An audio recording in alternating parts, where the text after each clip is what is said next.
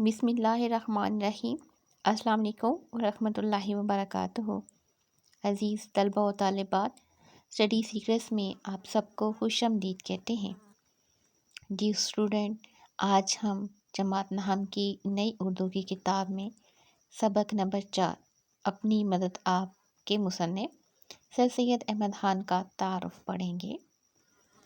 Dear student, سب سے پہلے یہ دیکھیں گے کہ سر سید احمد خان کون ہیں۔ سر سید احمد خان 19ویں صدی کے عظیم مسلم لیڈر ہیں، جنہوں نے سب سے پہلے برصغیر کے مسلمانوں کے لیے قوم کا لفظ استعمال کیا اور دو قومی نظریے کی بنیاد رکھی۔ ڈیئر اسٹوڈنٹ، تعارف شروع کرنے سے پہلے ایک بات واضح کر دیں کہ آج ہم ایک ایسے عظیم مسلم لیڈر کا تعارف پڑھنے جا رہے ہیں جنہوں نے مسلمانوں کے لیے سب سے پہلے قوم کا لفظ استعمال کیا، تو ان کے تعارف میں جگہ جگہ پر ایک ایک لفظ کے پیچھے ایک پوری کہانی چھپی ہوگی۔ لہٰذا بات کی تہہ تک پہنچنے کے لیے کچھ وضاحت ضروری ہے، جس کی وجہ سے ویڈیو لمبی بھی ہو سکتی ہے۔ تعارف شروع کرتے ہیں۔ سر سید احمد خان اور ان کے نام کے نیچے کچھ سن دیے گئے ہیں، جن میں سے پہلا لفظ ہے، پہلا سن ہے 1817۔ یہ ان کی تاریخ پیدائش ہے، جبکہ دوسرا سن جو ہے 1898 ہے اور یہ ان کی تاریخ وفات ہے۔ 1817 تاریخ پیدائش ہے اور 1898 تاریخ وفات ہے۔ سر سید احمد خان کی جائے ولادت دلی ہے۔ جائے ولادت سے مراد پیدائش کی جگہ، جائے ولادت پیدائش کی جگہ دلی ہے۔ دلی کسے کہتے ہیں؟ یہ ہندوستان کا دارالحکومت ہے۔ ابتدائی تعلیم و تربیت اپنی والدہ سے حاصل کی، جو خاصی تعلیم یافتہ اور روشن خیال تھیں۔ تعلیم پانے کے بعد پہلے مغلیہ دربار سے وابستہ ہوئے۔ تعلیم پانے کے بعد یعنی تعلیم حاصل کرنے کے بعد مغلیہ دربار سے مراد مغلوں کے انداز سے اور ان کے دربار سے، ان کے دارالحکومت سے تعلق جوڑ لیا، وابستہ ہوئے یعنی قائم کر لیا۔ بعد ازاں انگریزی عملداری میں ملازمت اختیار کر لی۔ بعد ازاں سے مراد اس کے بعد انگریزی عملداری سے مراد انگریزوں کا دارالحکومت، انگریزوں کی سلطنت میں ملازمت اختیار کر لی، اور اپنی خوداداد صلاحیتوں کی بنا پر محکمہ انصاف میں ترقی کر کے صدر الصدور منصف اعلیٰ کے عہدے پر فائز ہوئے۔ محکمہ انصاف سے مراد عدالت کا محکمہ، انصاف کا محکمہ یعنی کورٹ۔ ترقی کر کے صدر الصدور سب سے اعلیٰ عہدے یعنی جج کے عہدے پر فائز ہو گئے۔ خوداداد صلاحیتوں سے کیا مراد ہے؟ خوداداد صلاحیتیں ان صلاحیتوں کو کہتے ہیں جسے اللہ تعالیٰ عطا کر دے اور کسی دوسرے شخص کا اس میں عمل دخل نہ ہو۔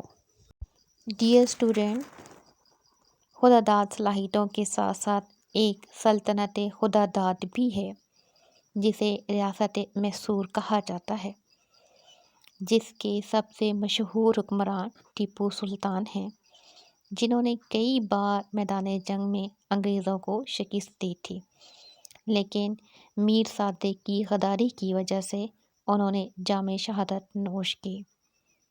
میر صادق کون ہیں؟ میر صادق ٹیپو سلطان کے وہ وزیر تھے جنہوں نے ان کے ساتھ غداری کی اور برطانوی فوج کو قلعہ کے اندر داخل ہونے کا محفوظ راستہ فراہم کیا تھا۔ اس زمانے میں کیا ہوتا تھا کہ جنگیں لڑنے کے لیے محفوظ قلعے بنائے جاتے تھے اور قلعے کے اندر رہ کر یا جنگی حکمت عملی کو سامنے رکھ کر لڑائی کی جاتی تھی۔ یہ جنگ جس میں ٹیپو سلطان شہید ہوئے تھے، قلعے کے اندر رہ کر لڑی جانی تھی، جبکہ میر صادق نے غداری کی اور برطانوی فوج کو قلعے کے اندر داخل ہونے کا محفوظ راستہ فراہم کیا، جس سے برطانوی فوج کی شکست فتح میں بدل گئی۔ کچھ سپہ سالاروں نے ٹیپو سلطان کو قلعے سے بھاگنے کا مشورہ دیا، لیکن انہوں نے یہاں ایک تاریخی جملہ بولا تھا کہ شیر کے ایک دن کی زندگی گیدڑ کی 100 سالہ زندگی سے بہتر ہے۔ اور انہی غداروں کے لیے علامہ محمد اقبال نے ایک شعر کہا تھا: جعفر از بنگال صادق از دکن، جعفر از بنگال صادق از دکن، ننگ دین ننگ ملت ننگ وطن۔ یہ وہ قوم کے غدار ہیں جو تاریخ میں بہت مشہور ہیں۔ سر سید احمد خان کی زندگی کا اہم مشن 1857 کی جنگ آزادی کے بعد اس وقت شروع ہوا جب کچھ زعماء کو مسلمانوں کے روبہ زوال ہونے کا شدت سے احساس ہوا۔ جب کچھ زعماء کو سے مراد کچھ لیڈر کو مسلمانوں کے روبہ زوال سے مراد زوال پذیر ہونے کا شدت سے تیزی سے احساس ہوا، سر سید نے جنگ آزادی کی ناکامی اور مسلمانوں کے زوال کے اسباب پر غور کیا، تو وہ اس نتیجے پر پہنچے کہ امت مسلمہ کے احیاء اور اس کی ترقی جدید تعلیمات کے حصول میں مضمر ہے۔ امت مسلمہ کے احیاء سے مراد ہے امت مسلمہ کی بقا کے لیے، ان کے زندہ رہنے کے لیے اور ان کی ترقی کے لیے جدید تعلیمات کا حصول ضروری ہے۔ مضمر ہے سے مراد پوشیدہ ہے، اور جب تک مسلمان قوم جدید علوم و فنون خصوصاً سائنسی علوم میں مہارت حاصل نہ کرے گی، مہارت سے مراد ماہر نہیں ہوگی، تو وہ ترقی نہیں کر سکتی۔ چنانچہ وہ اس مقصد کے حصول کے لیے پورے انہماک سے مراد پورے توجہ سے، دلچسپی اور لگن سے جادۂ عمل پر گامزن ہو گئے۔ جادۂ عمل سے مراد ان نتائج کو تلاش کرنے کے لیے گامزن ہو گئے، روانہ ہو گئے اور قدم بڑھا دیے، یعنی مسلمانوں کو جدید علوم سے بہرہ کرنے کے لیے وہ بڑے جوش اور جذبے کے ساتھ اس راستے پر چل پڑے۔ اس ضمن میں انہوں نے دوسرے اقدامات کے لیے علی گڑھ میں ایک انگریزی طرز کے ایک سکول کی بنیاد رکھی۔ انگریزی طرز سے مراد انگریزی سٹائل کے مطابق ایک سکول کی بنیاد رکھی، جسے 1877 میں کالج کا درجہ دے دیا گیا، اور جو تھوڑے ہی عرصے میں برصغیر کے مسلمانوں کے لیے علوم و فنون کے احیاء کا مرکز قرار پایا۔ سر سید احمد خان کے دوسرے اہم کارناموں میں 1877 میں رسالہ تہذیب الاخلاق کا اجرا شامل ہے، جس میں سر سید احمد خان نے مسلمانوں کے اصلاح احوال سے مراد حالات کی درستگی، مسلمانوں کے حالات کی اصلاح کے لیے، ان کی بہتری کے لیے اور تہذیب و ترقی کے لیے خود بھی ان گنت مضامین لکھے، ان گنت سے مراد بے شمار، اور اپنے ہم عصر انشا پردازوں کو بھی اس طرف راغب کیا۔ ہم عصر سے کیا مراد ہے؟ ہم عصر سے مراد ایک ہی زمانے، ایک ہی عمر اور پیشے سے تعلق رکھنے والے لوگ۔ راغب کیا، مائل کیا۔ جب سر سید احمد خان نے انتقال کیا تو قوم کسی حد تک اپنے خواب گراں سے جاگ چکی تھی۔ خواب گراں سے مراد غفلت کی نیند سوئی ہوئی تھی، بے خبری کی حالت میں تھی، تو وہ جاگ چکی تھی۔ سر سید احمد خان نہ صرف اردو مضمون نویسی کے بانی ہیں سے مراد بنیاد ڈالنے والے، پہل کرنے والے، بلکہ جدید اردو نثر کے بیشتر رویوں کا آغاز بھی انہوں نے ہی کیا۔ بیشتر سے مراد زیادہ تر، رویوں سے مراد طور طریقے یا پھر رسم و رواج، یعنی جدید اردو نثر کے زیادہ تر رسم و رواج کا آغاز بھی انہوں نے ہی کیا۔ ان کی تحریروں میں عقلیت، مقصدیت، استدلال اور سادگی کی تمام صفات موجود ہیں۔ تحریروں میں عقلیت سے مراد کیا ہے؟ عقل سے، شعور سے کام لے کر، مقصدیت کسی مقصد کو سامنے رکھ کر، استدلال دلائل کے ساتھ اور سادگی کے ساتھ انہوں نے تمام باتوں کو واضح کیا ہے۔ ان کی تصانیف میں آثار و سنادید اور خطبات احمدیہ کے علاوہ ان گنت مضامین شامل ہیں۔ ان گنت سے مراد بے شمار۔ آثار و سنادید یہ ان کی انتہائی اہم کتاب ہے جو کہ 1847 میں شائع ہوئی۔ آثار و سنادید کا مطلب ہے عظیم بزرگوں اور ہستیوں کی نشانیاں۔ اس کتاب میں انہوں نے دہلی کی تاریخی عمارات اور علماء وغیرہ کا ذکر کیا ہے۔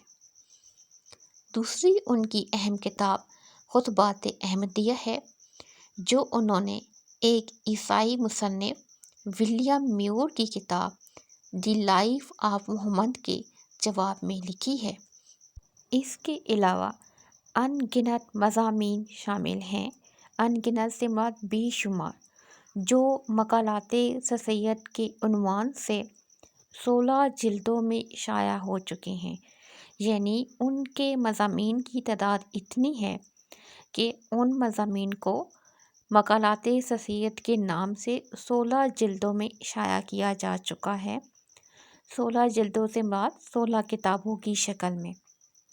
شامل کتاب سبق اپنی مدد آپ، شامل کتاب سے مراد جو اس کتاب میں یعنی جماعت نہا میں سبق شامل ہے جسے ہم نے پڑھنا ہے، اپنی مدد آپ، مقالات سر سید کی جلد 5 میں سے ایک ہے۔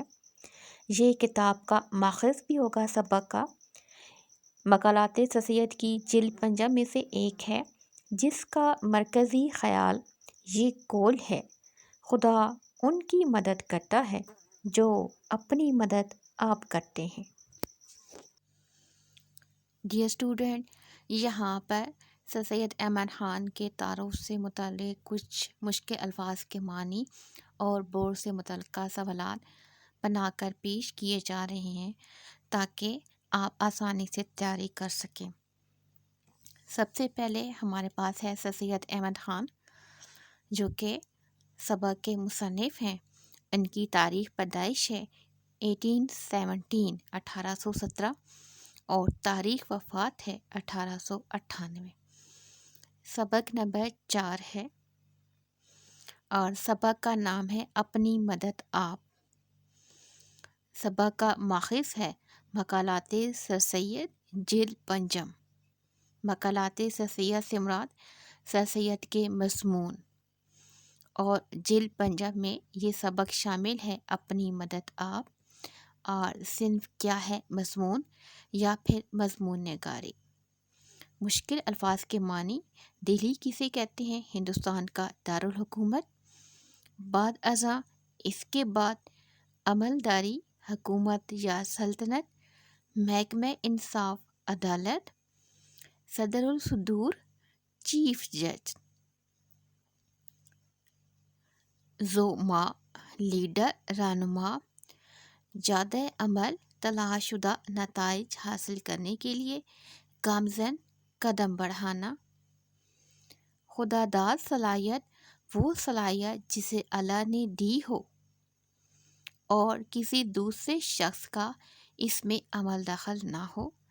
بعد ازاں، اس کے بعد، روبہ زوال، زوال پذیر، بانی، بنیاد ڈالنے والا، بیشتر، زیادہ تر، خواب گراں، غفلت کی نیند، بے خبری کی نیند، ہم اثر ایک ہی زمانے سے تعلق رکھنے والے، ایک ہی عمر سے تعلق رکھنے والے اور ایک ہی پیشے سے تعلق رکھنے والے لوگ۔ بورڈ میں جو تعارف سے متعلق سوالات پوچھے جائیں گے وہ یہ ہیں: پہلا، سر سید احمد خان کب اور کہاں پیدا ہوئے؟ دوسرا سوال ہے، سر سید احمد خان محکمہ انصاف میں کس عہدے پر فائز رہے؟ تیسرا سوال ہے، سر سید احمد خان کی نظر میں مسلمانوں کے زوال کی اصل وجہ کیا تھی؟ چوتھا سوال ہے، سر سید احمد خان نے مسلمانوں میں جدید تعلیم کے فروغ کے لیے کیا عملی قدم اٹھایا؟ پانچواں سوال ہے، سر سید احمد خان کی تحریریں کیسی ہیں، یعنی وہ کس طرح لکھتے ہیں؟ چھٹا سوال ہے، سر سید احمد خان کی اہم تصانیف کون سی ہیں؟ یہاں سوال میں صرف پوچھا گیا ہے کہ تصانیف کون سی ہیں، ان کے نام بتانے ہیں، اور اگر سوال میں کتاب کا حوالہ دے کر آ جائے کہ سر سید احمد خان کی اہم تصانیف میں آثار و سنادید کا تعارف کرائیں تو پھر آپ نے مکمل تعارف لکھنا ہوگا اس کتاب کا، جو اس سے پہلے سبق کے تعارف میں، مصنف کے تعارف میں آپ کو بتا چکی ہیں۔ نیکسٹ سوال ہمارے پاس ہے، سر سید احمد خان کے اہم کارنامے کون سے ہیں؟ اب انہی سوالات کے جوابات یہاں پر الگ الگ کر کے پیش کیے جا رہے ہیں تاکہ طالب علموں کو یاد کرنے میں آسانی ہو۔ پہلے سوال کا جواب ہے، سر سید احمد خان 1817 کو دلی میں پیدا ہوئے۔ بچوں، 1817 یہ اردو میں لکھا گیا ہے، آپ نے اس کو اسی طریقے سے یاد کرنا ہے اور لکھنا ہے۔ دوسرا سوال ہمارے پاس ہے، سر سید احمد خان محکمہ انصاف میں صدر الصدور یعنی منصف اعلیٰ کے عہدے پر فائز رہے۔ تیسرا سوال ہمارے پاس ہے، سر سید احمد خان کی نظر میں مسلمانوں کے زوال کی اصل وجہ کیا ہے؟ سر سید احمد خان کی نظر میں مسلمانوں کے زوال کی اصل وجہ جدید تعلیم سے دوری تھی۔ سوال نمبر 4 ہے، سر سید احمد خان نے مسلمانوں میں جدید علوم کے فروغ کے لیے کیا کیا؟ سر سید احمد خان نے مسلمانوں میں جدید علوم کے فروغ کے لیے ایک انگریزی طرز کا اسکول بنایا جسے 1877 میں کالج کا درجہ دے دیا گیا۔